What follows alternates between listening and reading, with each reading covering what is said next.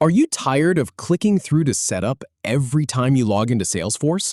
Learn how to make setup your default landing page in under 30 seconds. I'll walk you through the exact menu path. Just follow these 7 simple steps and you'll never waste that click again. Start by clicking on your profile icon in the upper right corner of Salesforce. Then, from the drop-down menu, select Settings. In the Settings menu, click on Display and Layout.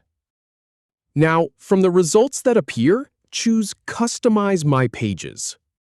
Scroll down to the Additional Options section. Check the box that says Make Setup My Default Landing Page. Finally, click Save to apply your change.